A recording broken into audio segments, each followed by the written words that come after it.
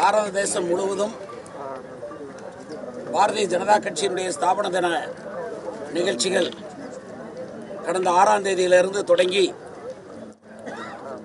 பாரதிய ஜனதா கட்சியினுடைய பல்வேறு அமைப்புகள் மிக சிறப்பாக கொண்டாடி கொண்டிருக்கிறது. ஸ்தாபன தினத்திலேயே அதுவும் ராமநவமி இந்த ஆண்டு வந்து நம்முடைய பாரத பிரதமர் நரேந்திர மோடி அவர்கள் நம்முடைய தேசத்திற்கு மிக உயரிய செயலாக கருதப்படுகிற நம்முடைய பொறியாளர்களால் நாமே அடிக்கல் நாட்டி நாமே முடித்து திறந்து வைக்கிற அளவிற்கு அனைத்து பொருள்களும் இந்தியாவிலே உற்பத்தி செய்யப்பட்ட பொருள்களால் உருவாக்கப்பட்ட பாம்பன் பாலத்தை திறந்து வைத்தார். திறந்து வைத்த நாட்டுக்கு அவர் குறிப்பாக தமிழகத்திற்கு எத்தகைய திட்டங்களை தந்திருக்கிறோம் என்பதையெல்லாம் அடுக்கடுக்கான ஆதாரங்களோடு வெளிப்படுத்தினார். அன்றைக்கு அவர் உரையாற்றுகிற போது எவ்வளவுதான் தமிழ்நாட்டுக்கு செய்தாலும் சில பேர் அழுது கொண்டே இருக்கிறார்கள். அவர் அழுது கொண்டே இருக்கட்டும், ஆனால் எங்கள் செயல் இந்த தேசத்தின் வளர்ச்சிக்கு தொடர்ந்து நாங்கள் பணியாற்றுவதுதான் எங்கள் செயல் என்று அவர் அறைகோல் விட்டு அன்றைக்கு நாட்டுக்கு பாம்பன் பாலத்தை அர்ப்பணித்தார். நாங்கள் தொடர்ந்து நாளைய தினம் தமிழகத்தை பொறுத்தவரை தமிழ்நாடு பாரதிய ஜனதா கட்சி தமிழகம் எங்கும் தீவிர உறுப்பினர்கள் சம்மேளனம் என்று தீவிர உறுப்பினர்கள் பாரதிய ஜனதா கட்சியில் தீவிர உறுப்பினர்களாக ஆகியிருக்கிற அவ்வளவு பேரையும் ஒவ்வொரு சட்டமன்ற தொகுதி வாரியாக சந்தித்து இதுகாரம் பாரதிய ஜனதா கட்சி செய்திருக்கிற சாதனைகள், அமைப்பு ரீதியாக நாம் பெற்றிருக்கிற அடித்தளம், நாம் எதிர்நோக்கி இருக்கக்கூடிய பிரச்சனைகளை நாம் எப்படி சமாளிக்கப் போகிறோம் என்பதை பற்றியெல்லாம் நாளைய தினம் கலந்து ஆலோசிக்கிற அந்த நிகழ்வு நாடெங்கும். அதற்கடுத்து கிராமந்தோறும் பாரதிய ஜனதா கட்சியினுடைய நிர்வாகிகள் சென்று அந்த கிராமத்தில் இருக்கக்கூடிய பல்வேறு பிரச்சனைகளை அறிந்து தலைமைக்கு தெரிவிக்கிற நிகழ்ச்சி. இப்படி படிப்படியாக மக்களை சந்திக்கின்ற தொடர் நிகழ்ச்சியாக எங்களுடைய ஸ்தாபன தினத்தில் இருந்து வருகிற 14ஆம் தேதி அண்ணல் அம்பேத்கருடைய பிறந்தநாள் விழாவையும் பாரதிய ஜனதா கட்சியின் சார்பிலே மிக சிறப்பாக கொண்டாடுவது. உண்மையிலேயே பாரதிய ஜனதா கட்சி மட்டும்தான் ஆட்சி பொறுப்பில் இருந்து அண்ணல் அம்பேத்கர் அவர்கள் கண்ட கனவு, இந்த நாட்டுக்கு அவர் சட்டம் இயற்றிய போது அவர் என்னென்ன அடிப்படை நோக்கத்தோடு சட்டங்களை இயற்றினாரோ அவைகளை முழுமை பெறுகிற வகையில், அது காஷ்மீருக்கு தரப்பட்ட தனி அந்தஸ்தை எடுத்துவிட்டு பாரத தேசத்தின் ஒரு பூமிதான், பாரத தேசத்தின் ஒரு அங்கம்தான் காஷ்மீர் என்று உருவாக்கப்படுவதாக இருந்தாலும்,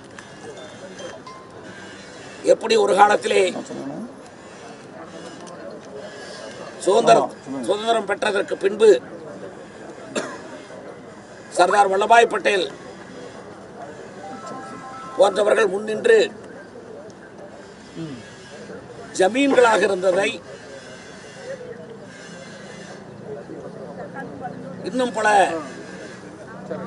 பெரும் நிலச்சுவாண்டார்களிடம் இருந்த நிலங்கள் எல்லாம் அரசாங்கத்திற்கு கையகப்படுத்தப்பட்டு அதனைத் தொடர்ந்து மன்னர் மானிய ஒழிப்பு, மன்னர்களுக்கு வழங்கப்பட்ட அந்த மானியங்கள் எல்லாம் ஒழிக்கப்பட்டு இந்த தேசம்தான் முக்கியம், தேசத்திலே வாழுகிற மக்கள் தான் ஜனநாயக ரீதியாக இந்த தேசத்திலே இருக்கிற ஒவ்வொரு பிடி மண்ணுக்கும் சொந்தம் என்ற நிலையை இப்படி தொடர்ந்து உருவாக்குவதற்கு இன்ற வக்ஃப் வாரியத்திற்கு வழங்கப்பட்ட தனி அதிகாரங்களை எல்லாம் ரத்து செய்து திருத்தச் சட்டம் கொண்டு வந்து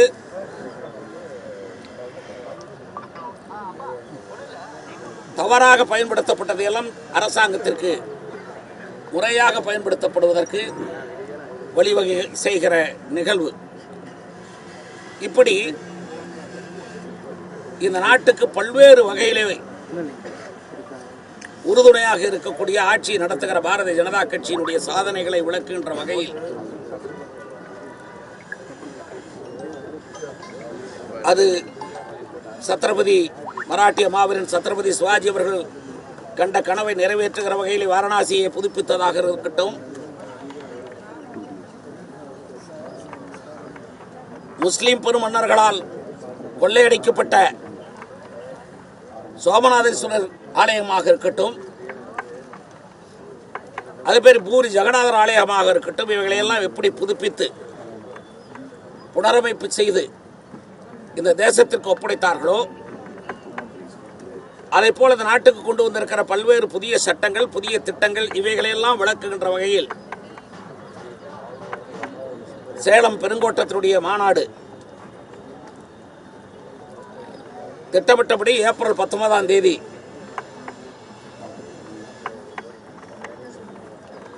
பாரத பிரதமர் நரேந்திர மோடி அவர்களுடைய சாதனைகளை விளக்குகிற பொருட்காட்சியுடன் தொடங்குகிறார். கடந்த 10 ஆண்டு காலமாக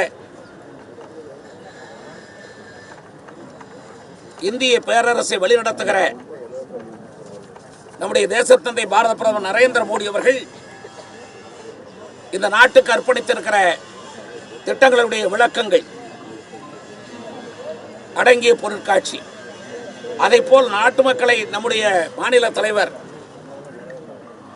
தமிழ்நாட்டு மக்களை சந்திக்கின்ற எண்மண் எண் மக்கள் யாத்திரைகளை சந்தித்து அந்த மக்களிடமிருந்து பெற்ற மனுக்கள், தமிழகத்தினுடைய ஆட்சி மீது, தமிழகத்தினுடைய ஆட்சி பொறுப்பில் இருக்கிற திராவிட முன்னேற்ற கழகத்தின் ஆட்சி மீது நாட்டு மக்கள் சாட்டிய குற்றச்சாட்டுகள், இவைகளையெல்லாம் தொகுத்து அவருடைய யாத்திரையிலே இருந்த சிறப்பு அம்சங்களையும் சேர்த்து அந்த பொருட்காட்சியிலே அமைக்கப்படும். அதனைத் தொடர்ந்து காலையிலே 10 மணிக்கு பொருட்காட்சி திறப்பு விழா நடைபெறும். மிக சிறப்பானது ஒரு பொருட்காட்சியாக அந்த பொருட்காட்சி அமைய இருக்கிறது. அப்பொழுதிருந்து பல்வேறு கலை நிகழ்ச்சிகள் எல்லாம் நடைபெறும். அதனைத் தொடர்ந்து பிற்பகல் 3 மணிக்கு மாநாடு தொடங்கும். இந்த மாநாட்டிலே தமிழகத்துடைய பாரதிய ஜனதா கட்சியுடைய தலைவர், நமது தலைவர் அண்ணாமலை அவர்கள் உரையாற்றுகிறார். தேசிய தலைமையின் சார்பில் தேசிய தலைவர்களும் பங்கு பெற்று உரையாற்ற இருக்கிறார்கள். 2 நாளில் அவர்கள் யாரெல்லாம் பங்கு பெறுகிறார்கள் என்ற அறிவிப்பு வெளியாகும். பிற்பகலில் மாநாடு 3 மணிக்கு தொடங்கி 9 மணி அளவில் முடிவரும். 9 மணிக்கு மேல் சிவாஜி கண்ட மராட்டிய மாவீரன் சிவாஜி கண்ட இந்து சாம்ராஜ்யம் என்ற நாடகம் மாநாட்டு மேடையில் நடைபெறும். இந்த மாநாட்டின் சிறப்பு நம்முடைய சேலம் பெருங்கோட்டத்திற்கு உள்ளிட்ட வருவாய் மாவட்டங்களாக இருக்கக்கூடிய கட்சி மாவட்டங்கள் 9, வருவாய் மாவட்டங்களாக இருக்கக்கூடிய 5 மாவட்டங்கள் கரூர், நாமக்கல், சேலம், தருமபுரி, கிருஷ்ணகிரி ஆகிய 5 மாவட்டங்களிலும் 1980க்கு முன்பு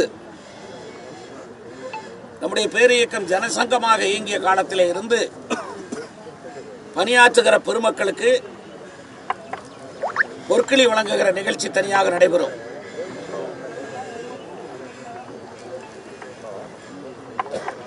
காலையிலே பொருட்காட்சியை, அதற்கான ஏற்பாடுகளை, வழிநடத்துகிற பணிகளை பாரதிய ஜனதா கட்சி அல்லது பெருங்கோட்டத்தைச் சேர்ந்த பாரதிய ஜனதா கட்சியினுடைய இளைஞரணியும் விவசாய அணியும் இணைந்து அதை மேற்கொள்வார்கள். அனைத்து மாவட்டத்தினுடைய நிர்வாகிகளும் மாநாட்டு மொத்த நிகழ்ச்சியும் பொறுப்பேற்று பணியாற்றுவார்கள்.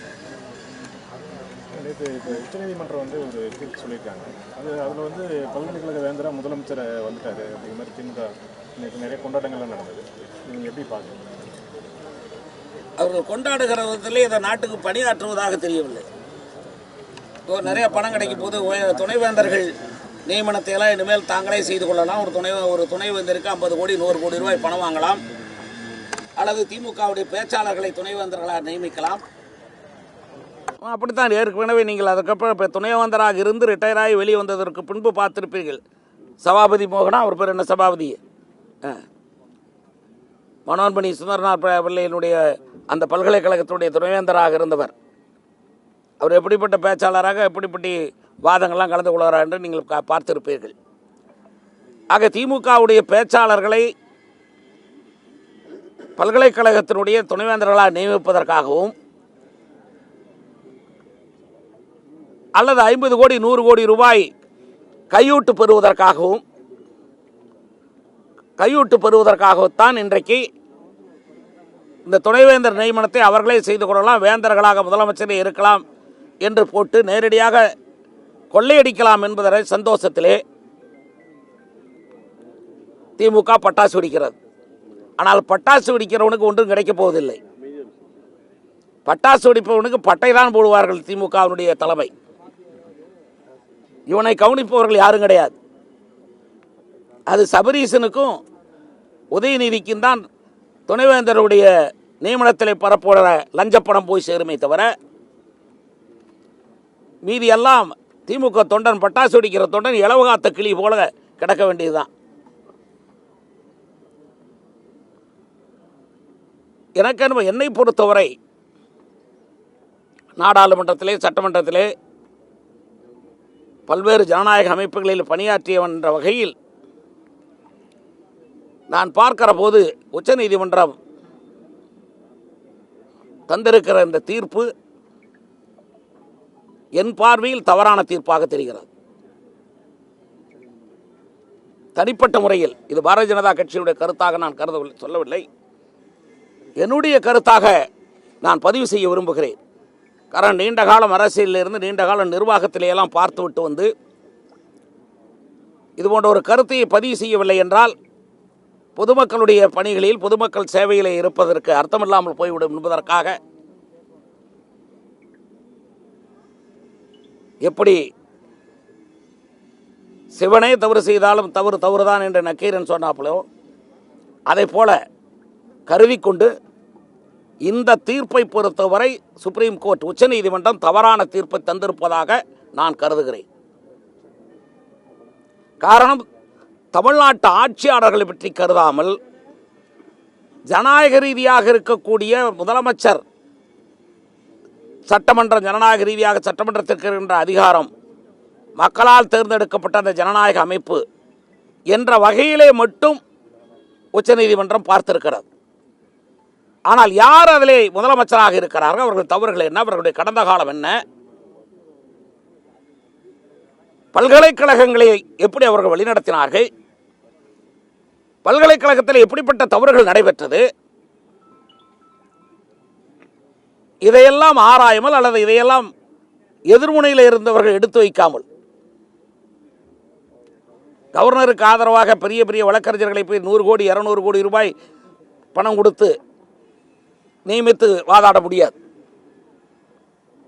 இது அவர்கள் அரசாங்கத்தில் இருக்கிற அரசாங்கத்திலே கொள்ளையடிக்கப்பட்ட பணம் இருக்கிறது, டாஸ்மாகில் கொள்ளையடிக்கப்பட்ட பணம் இருக்கிறது, மன்ரேகாவில் வேலைவாய்ப்பு திட்டத்திலே மத்திய அரசு கொடுத்த பணத்திலே கொள்ளையடிக்கப்பட்ட பணம் இருக்கிறது. ஏராளமான கோடி பணம் வைத்திருக்கிறார்கள். அந்த பணத்தை வழக்கறிஞர்களுக்கு 100 கோடி 200 கோடி கொடுத்து இவர்களுக்கு ஆதரவாக வாதாட முடியும். ஆக தமிழக அரசுக்கு எதிராக வாதாடுகிறவர்கள் எந்த பணத்தை வைத்துக் கொண்டு வாதாடுவது?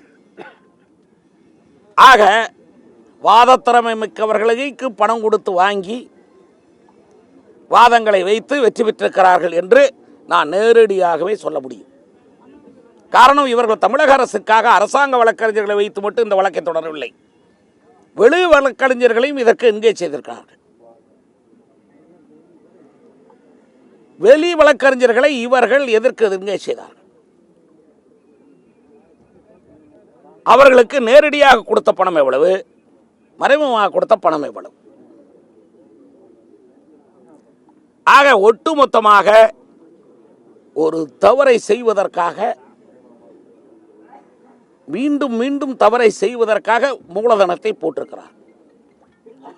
தமிழக அரசை பொறுத்தவரை, அதுவும் ஸ்டாலின் அரசை பொறுத்தவரை, நான் ஒரு அற்புதமான ஒரு வார்த்தை சொல்ல போகிறேன். Investment harvestment. Invest harvest. Invest பண்ணு, ஹார்வெஸ்ட் பண்ணு. முதலீடு செய், அறுவடை செய். முதலீடு செய், அறுவடை செய். ஆக இது ஒரு முதலீடு செய்திருக்கிறார். துணைவேந்தர்களுடைய பணி நியமனத்துக்கு தாங்களே அதிகாரத்தை எடுத்துக்கொண்டு முதலீடு, அதற்கான வழக்கறிஞர்கள் மூலமாக வாதாடி அந்த அதிகாரத்தை பெற்றிருப்பது முதலீடு. ஹார்வெஸ்டிங் எப்பொழுது என்றால் நியமனத்தின் போது பார்ப்பீர்கள்.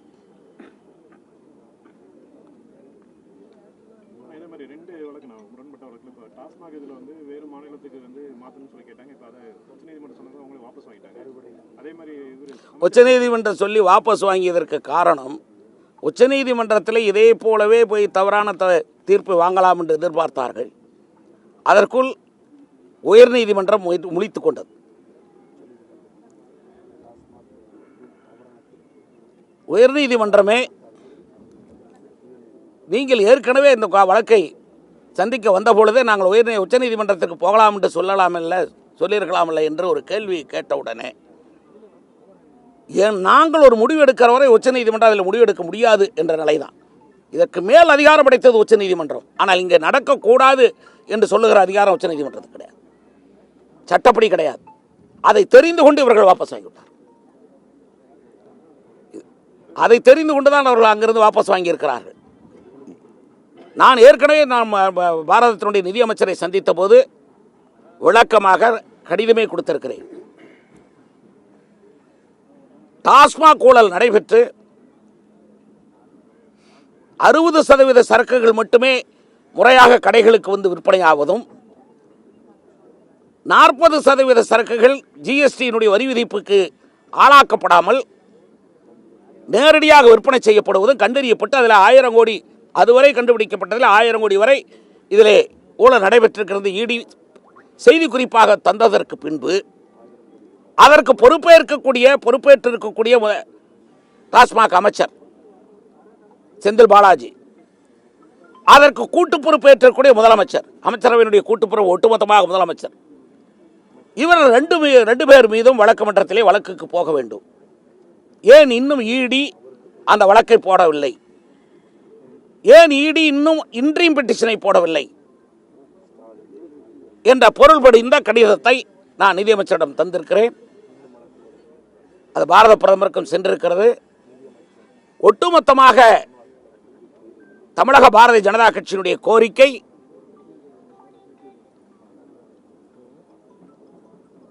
அமலாக்கத்துறை விரைவு நடவடிக்கை எடுத்து செந்தில் பாலாஜியினுடைய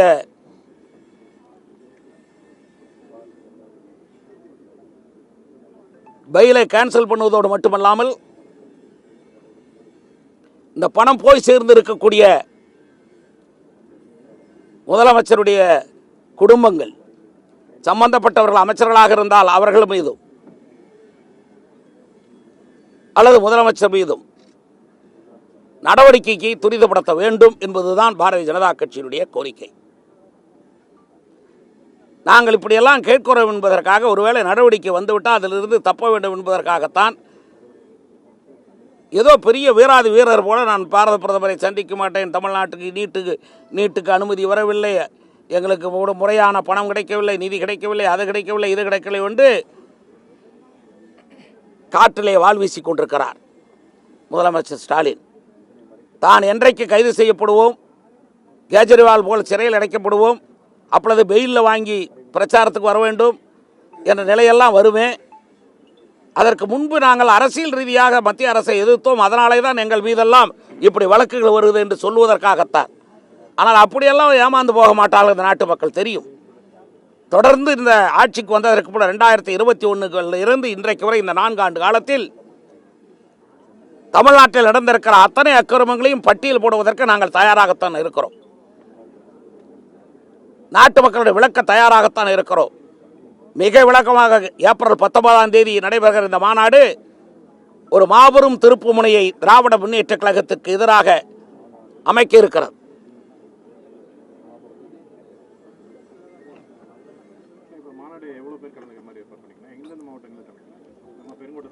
இந்த 5 மாவட்டங்கள், 5 வருவாய் மாவட்டம், 9 கட்சியினுடைய மாவட்டம்: கரூர், நாமக்கல் மேற்கு, நாமக்கல் கிழக்கு, சேலம் கிழக்கு, மேற்கு மாநகரம், தருமபுரி, கிருஷ்ணகிரி கிழக்கு, மேற்கு ஆகிய 9 பாரதிய ஜனதா கட்சியுடைய மாவட்டங்களிலிருந்து நாங்கள் 25,000 பேர் அமர்வதற்கான திடலை ஏற்பாடு செய்கிறோம். நாங்கள் அதிகமாக எதிர்பார்க்கிறோம். குஜராத் மாநிலம், சில மாநிலங்கள்லாம் மாநில முதல்வர்கள் தான் வேந்தர்களாக இருக்காங்க. தமிழ்நாட்டுக்கு மட்டும் இவ்வளோ நல்லவர்களாக இருக்கிறார்கள். நாங்கள் எதிர்ப்புக்காக சொல்லவில்லை. அதான் நான் முதலே சொன்னேன். உச்சநீதிமன்றம் ஜனநாயகத்தின் அடிப்படையில் ஜனநாயக ரீதியாக தேர்ந்தெடுக்கப்பட்ட ஒரு ஆட்சிக்கு வர வேண்டிய அதிகாரங்கள், அந்த சட்டமன்றத்துக்கு இருக்க வேண்டிய அதிகாரங்கள், சட்டமன்றம் நிறைவேற்றிய சட்டத்திற்கு உண்டான உரிமைகள், இவைகளை பற்றி மற்றும் கருத்து தெரிவித்து அவர்கள் தீர்ப்பை சொல்லிவிட்டார்கள். ஆனால் அந்த இடத்துல உட்கார்ந்திருப்பவர் யார் என்பதுதான் முக்கியம். ஆக இப்போ இவர்கள் தான் கேட்குறாங்க. மாறவங்க வந்து அவ்வளோ விருப்பப்படலையே. ஜெயலலிதா கூட இது கொண்டு வந்தாங்க. அன்னைக்கு ஏன் பேராசிரியர் பொதுச் செயலாளர் வழக்கே போட்டார? திமுகவில் இருந்து கலைஞரை ஏற்றுக்கொள்ளாத கொள்கை தானே இது. செக் மிஸ்டர்ஸ் இருக்கணும்னு தானே. பெரியார் பல்கலைக்கழகத்தில் முறைகேடு தொடர்பாக உடனே முதலமைச்சர் விசாரிக்கணும் குளத்தூர் மணி வந்து அறிக்கை வெளியிட்டுள்ளது. பெரியார் பல்கலைக்கழகத்தை பற்றி எனக்கு தெரியாது. நான் பல்கலைக்கழகத்தில் படிக்கலை, அந்த பெரியார் பல்கலைக்கழகத்தில் படிக்கலை. பெரியார் பல்கலைக்கழகத்தில் இருக்கிற பணியாற்றவர்களோடு எனக்கு ஒன்றும் தொடர்பு இல்லை. என்ன, அவர் படிச்சிருக்கலாம், பெரியார் பல்கலைக்கழகத்தில் பேராசிரியராக பணியாற்றியிருக்கலாம். என்ன, அதனால் பெரியார் பல்கலைக்கழகத்தோடு அவருக்கு அந்த தொடர்பு இருந்திருக்கும். அதனால் அவர் கேட்குறாரு. அவருக்கு அவர் மிகப்பெரிய ஆடச்சிறந்த அறிவாளியாக இருக்கலாம். அவர் கேட்குறாரு. எனக்கு அவ்வளோ அறிவு இல்லை.